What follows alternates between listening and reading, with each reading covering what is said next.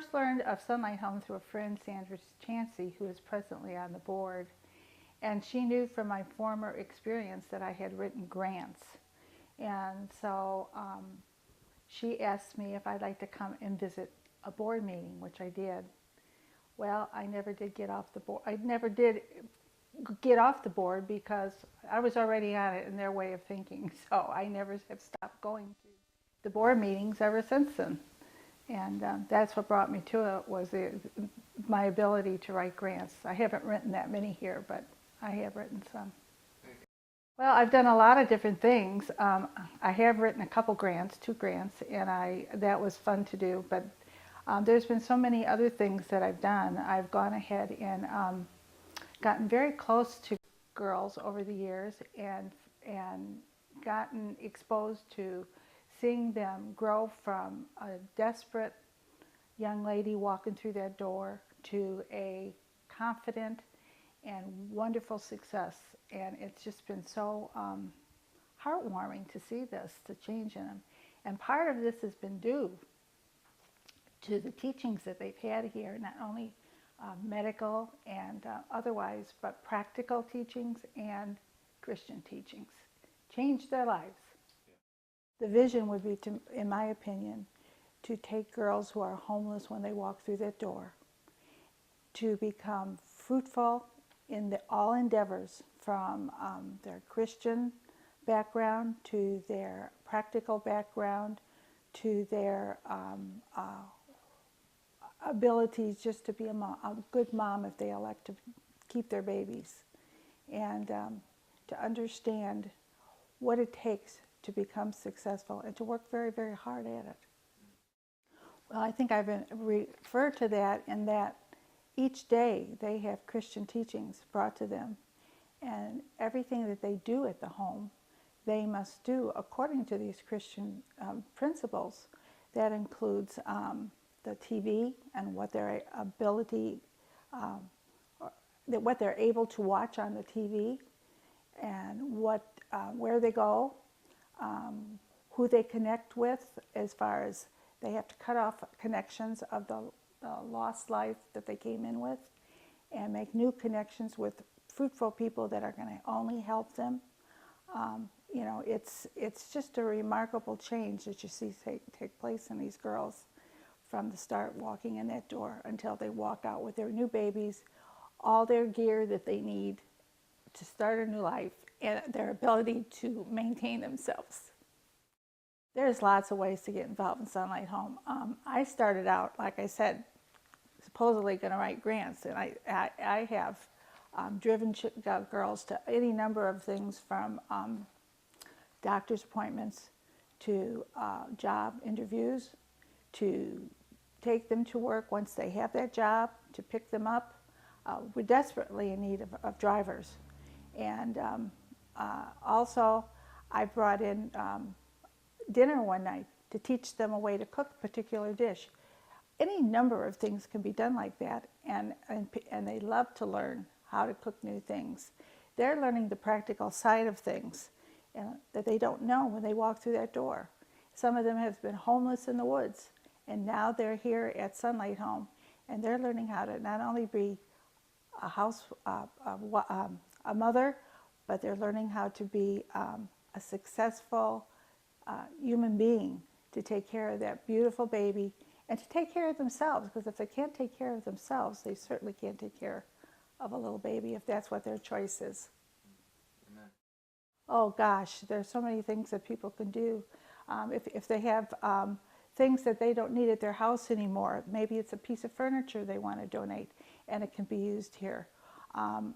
If there's baby clothes, if their babies have grown out of clothes that they are in good condition and can't wear anymore.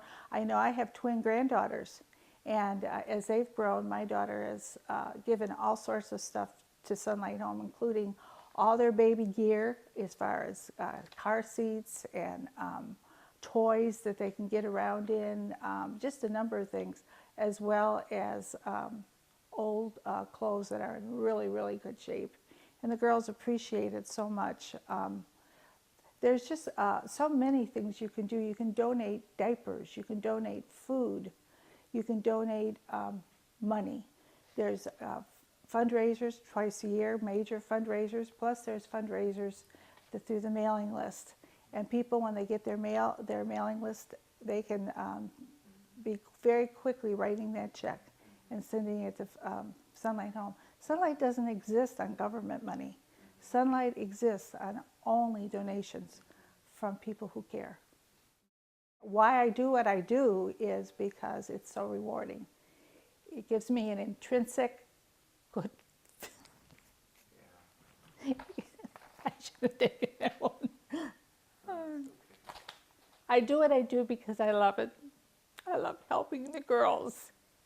And I love getting to know them and seeing their successes and holding those new babies in my arms.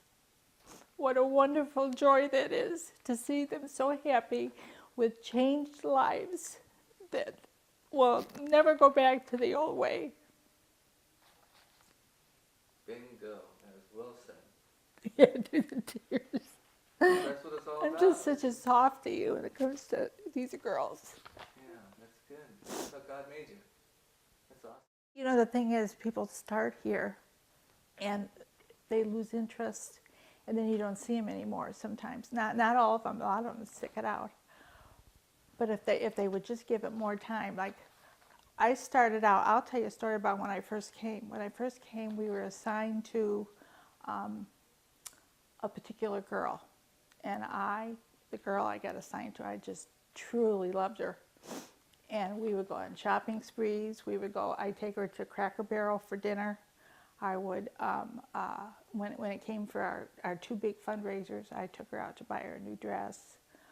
She was assigned to me. I helped her with anything she needed help on, whether it's GED or harder types of things, because I've gone to college and I have that background. And it was so rewarding. We got so close. And I was sad to see her go. She did not keep her baby.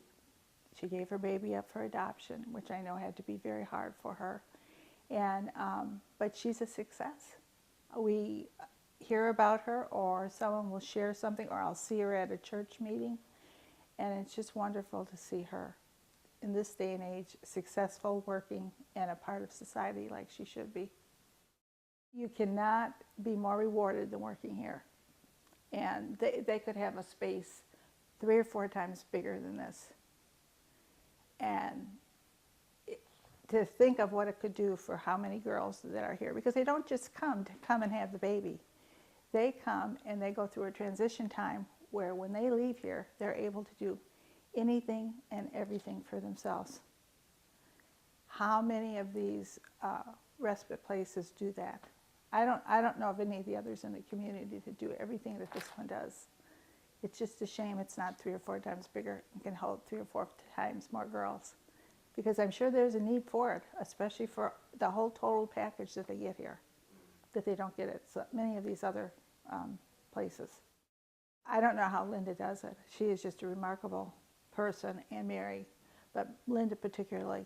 And I just don't know how she manages, for as long as she's done this, and has such a positive attitude. But she's the strength behind this whole thing.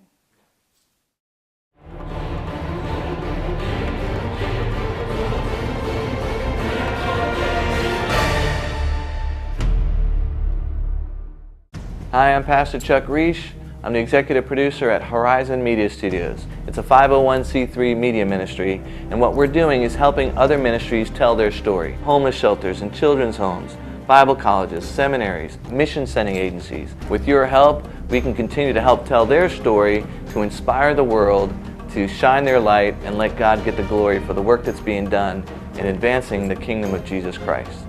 Thanks again for praying for us.